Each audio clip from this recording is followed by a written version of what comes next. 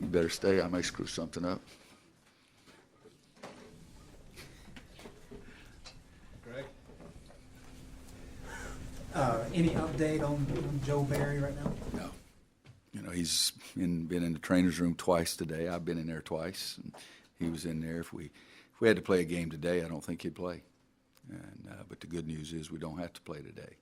And getting on the plane, most people, normal people, their feet swell a little bit getting on the plane, so he'd probably do that and probably won't feel any better when he gets there. But I don't have him doing one thing. We're going to practice for about an hour and 15 minutes, and I don't have him doing one thing.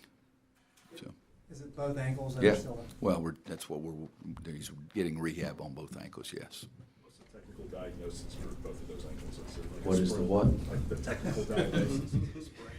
Hell, I can't even use a cell phone. What are you asking me? Technical anything? Teed that one up for you, He did. It's ankle sprain. That's what I would think. And you know, the first time he did it, I guess, was against Radford, and he really did. You could see it on tape. He turned it.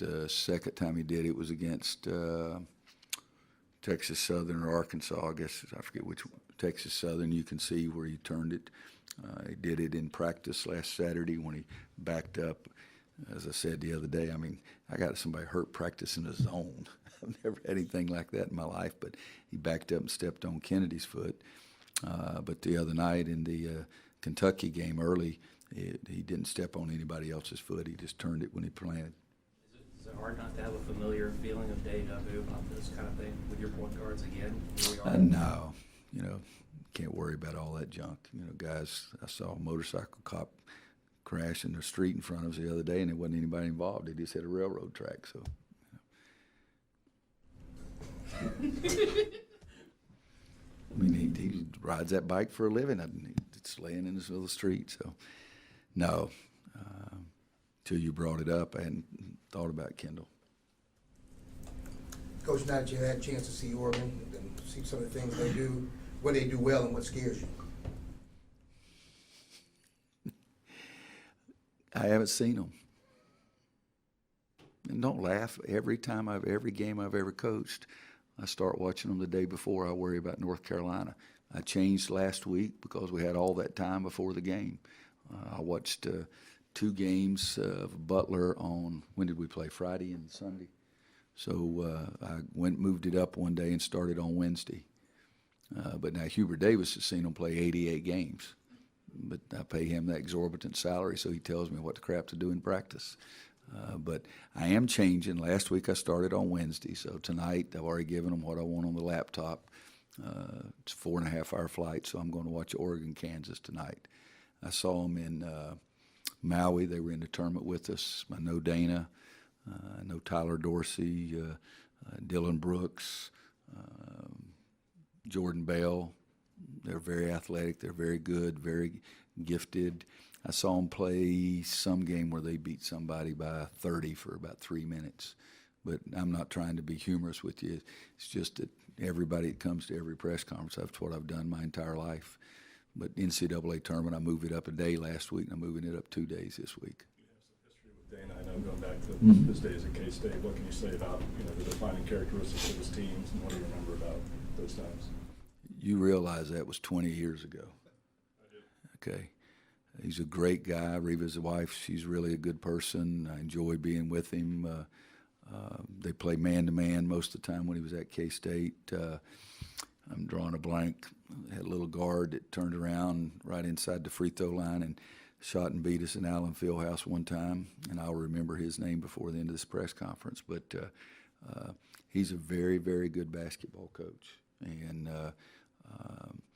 I know that they're going to play extremely hard. I know that they're going to be unselfish, and I know that the best shooters are going to take the most shots. And I think that's what I remember about Dana's teams. But it's again, I don't. Nobody believes me. I haven't watched any of their games yet. That's just who I am and what I do. I watch guys that we're getting ready to play, and I watch Sports Center and the Golf Channel, and that's it. You recruited Isaiah. Did you think he could turn into the power forward that he is, given that at Oxford he brought the ball up the court a lot and shot a lot of threes? Well, Marvin Williams was on a high school team in Bremerton, Washington, that he had to take it out and throw it into himself because they weren't very good. And the problem was they wouldn't let him do that. They had to throw it into somebody else. But when he took it out, the other guys turned it over before they got down there, and when they threw it into him, they turned it over before it got to him. Well, Isaiah had a better team, but Isaiah was so athletic and could do those kind of things, but he didn't like those little guys running around him. Go back and you can talk about Isaiah bringing it up, but I think he had 35 and 33. I remember that. I don't remember how gifted he was bringing the ball up against the press or anything. He starts dribbling up the court. Now my heart fibrillates quite rapidly. I want him to throw the ball to Joel and Theo and those guys. But I thought we were getting a great player, a great young man, a man that I was going to really enjoy coaching. And he went from 19 or 20 free throws in a row to 1 for 5 the other night, or 0 for 2. Well, I guess 1 for 5 and then 0 for 2. So he's still a kid, but I've enjoyed coaching him as much as anybody. But I didn't recruit him to bring the ball up the court, though. When you have a guy like Luke that's had a certain role for you all year, but he's kind of the hot hand, not just the last game, but even the Butler game. Do you do anything differently as a coach with a guy that you ride the hot hand and change? Yeah, I played anything? him. I put him in for a reason the other night. It's because I thought he could help our team. But the same thing is, I always just put a guy in because that's the guy I want at that specific moment. I thought that Isaiah was struggling, and I think I put Luke in with probably 7 or 8. I'll tell you another thing. I haven't watched the Kentucky game over again yet either. Okay, I've been trying to get a lot of other things done and talk to our team and have meetings. And we got back at 1 o'clock in the morning on Monday night, and this is Tuesday. So, but I think you ride the hot hand. Never forget 1981, Final Four semifinals, and Al Wood made about 3 or 4 in a row, and Coach says, you think Coach Smith, and he didn't very often ask me any questions. I think he was just speaking out loud, and when he was speaking out loud, I almost never answered him. But he said, do you think I should take Al out? And I said, I'd wait till he misses one. And he made 3 more in a row, and he missed one, and Coach Smith tapped me on the knee and said, good job. So I felt like I'd won the lottery.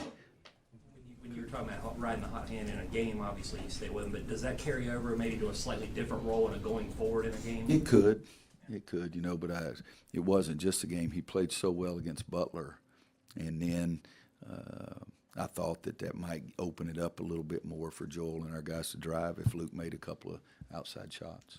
We've always, you guys know that covers a lot, guarding a 4-man who can do some things out on the court with a post player is really hard because we got 2 post players. Well, that works in the other way too. Sometimes that other team, it's hard to go out and guard Luke out there that deep. There's 2 teams. You got two of the other Final Four squads, never been to the Final Four before. You guys were there last year. What advantages do you have with experience? How does that apply to kind of preparing now, and what does it mean to have some of these players who have been through this before? Where does that put the squad now? You guys help me. Let's keep score of how many times I answer that question, okay? We're number 21 right now. No, I'm not getting on you, but please don't take it that way. But that will be the most often asked question. We'll be better at the salute dinner. We'll be better with all the BS that's going on. We'll be better in the press conferences because we know what's going on.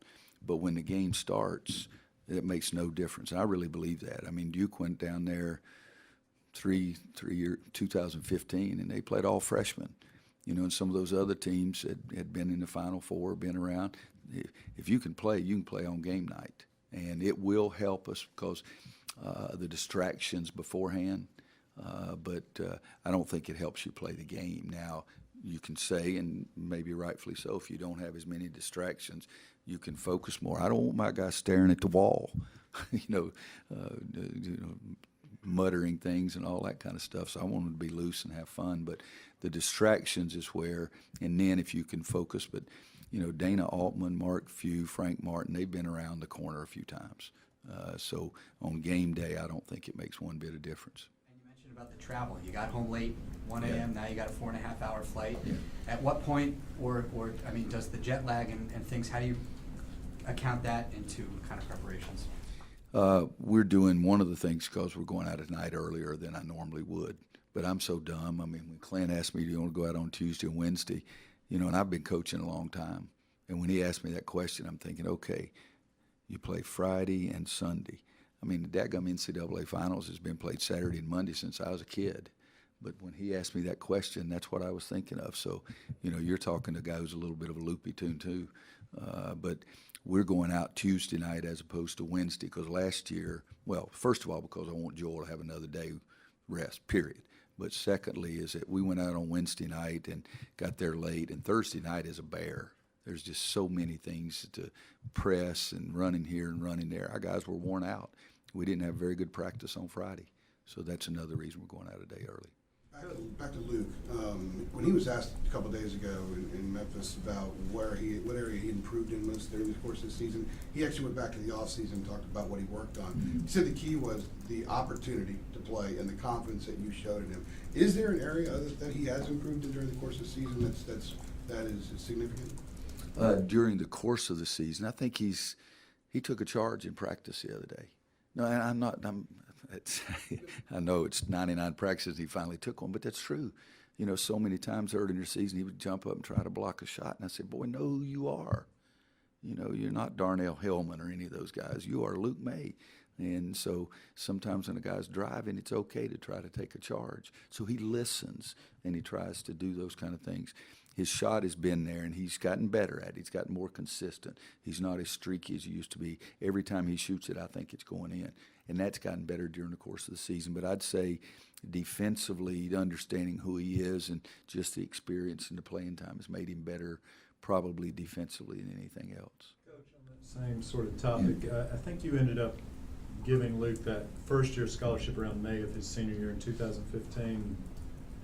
So what did someone else give? I can't remember. What was the domino that allowed him to get that scholarship? I'm glad you can't remember because I can't either.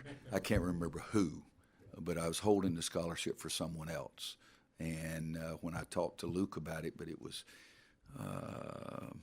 in the fall. He decided to come in the fall, and he was going to come and pay his own way his freshman year.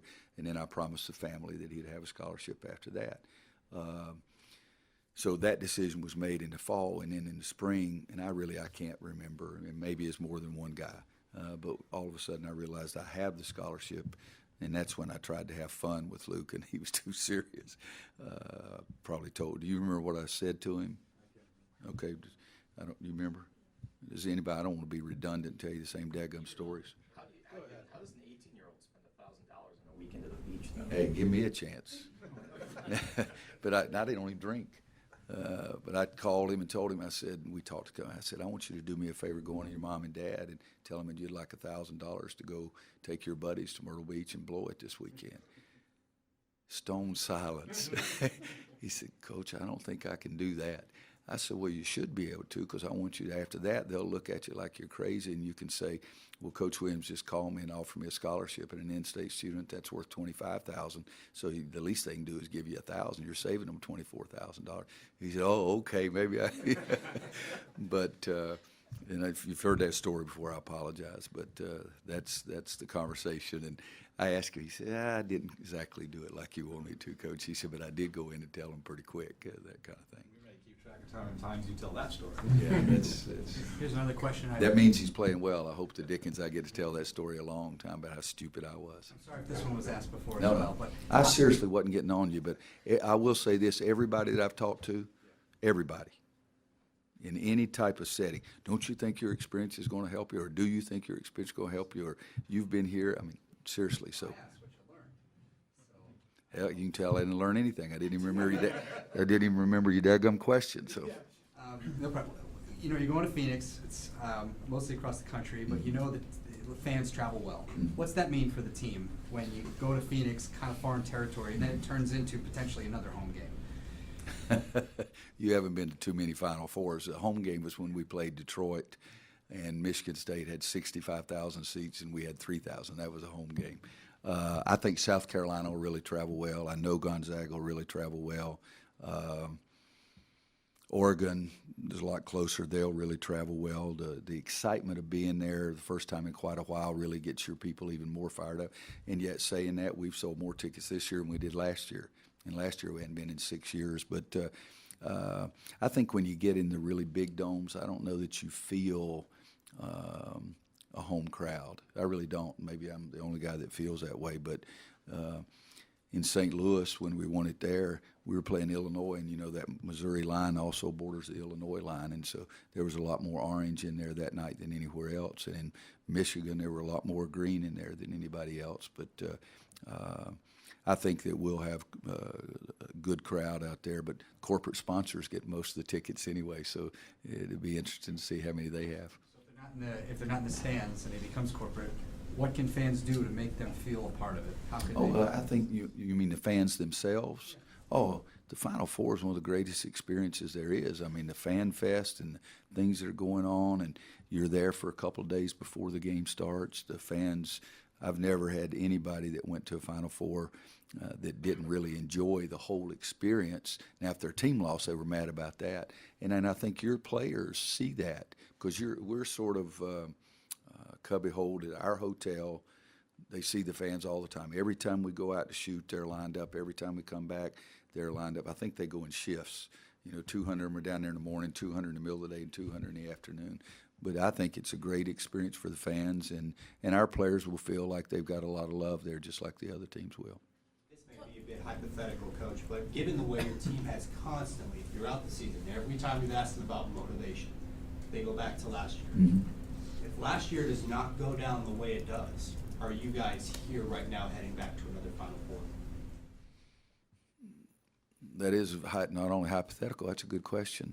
I was on the staff here in '81 when we lost the national championship game. We went back in '82 and won it. 2008, I was coaching on the team and we lost, and we went back in 2009 and won it. But there's probably a lot of times there that didn't happen either. But I think our kids really used it a great deal as motivation during the off season. Once we started practice, you're putting together a team then, and I'd make reference to it periodically, and I mean 2 or 3 times throughout the whole year about what's the most fun you've ever had, just to remind them, because everybody said it was the run to the national championship game last year. But my biggest fear is that everybody's going to talk, and those guys are going to talk about national championship game last year. If we don't beat frickin' Oregon, we're out there in Uber trying to get our butts back to Chapel Hill. And so we got to focus on Oregon's what we have to focus on, and they will hear that a heck of a lot from me. Is it Uber or Uber? Uber. It's a good effort. It's an app on your phone. Okay, got no hope with that, but no, I mean seriously, that's the biggest fear I have, is that all the questions about it, they'll focus on, well, we're back. I mean, you can get back and go home quickly too. We got to focus on Oregon. How much does that weigh on you, the way things ended last year, and how much does that motivate you? None. It drove me crazy. It broke my heart and all those kind of things, but I went back to work. And 2006 was the hardest I think I've ever worked in my life, and we won the national championship in 2005 because everybody said we weren't going to be very good. But the day that I have to find something else to motivate me to do my job, I'll feel like I'm not doing my job. It's a fresh year. It's one of the great things about college turns over so much. It's a new team, a new season. If you had told me that Marcus and Bryce were going to come back and Joel was going to come back, then I would have used it as even more of motivation. But Kenny and Luke didn't play hardly at all, and Brandon and Seventh and Tony and those guys weren't even here, but Marcus and Bryce were. But no, that has not driven me at all. I don't know if you heard about it today, but on Twitter, I can tell you, honey, I didn't know okay, about it. So today is the 25th anniversary of when Christian Laettner broke Kentucky's heart, and he tweeted about Luke. I did. You heard? The Curse told me about it. I didn't see it. Well, he tweeted that Luke, kind of like made similarities with the number 32. What are your thoughts on that? You're asking me to have thoughts on Christian Leitner and Twitter. You know, I'm absolutely lost. You're doing better. You're doing better. I recruited Christian.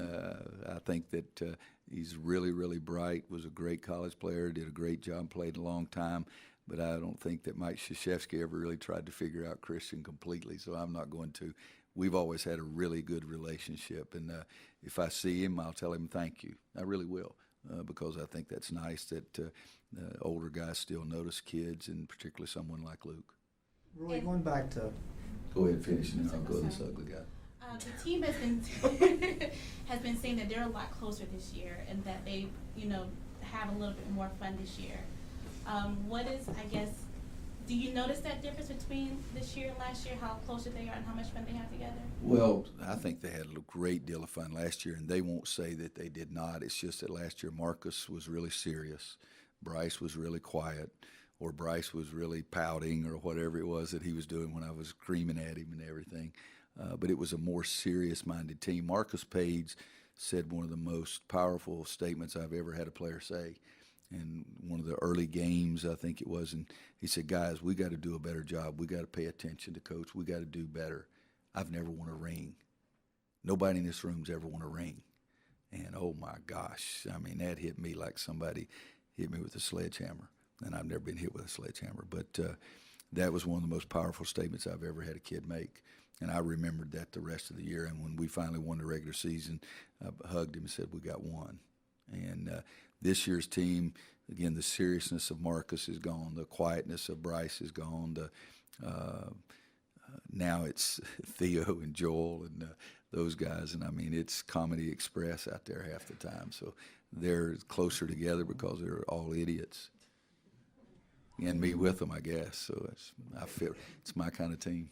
Roy, going back to Luke, his sophomore year in high school, his team knocked out Kennedy Minx's team in the state playoffs. I'm curious, do you remember, is that what piqued your interest in Luke initially? Do you remember what sort of the... No, I never saw that game.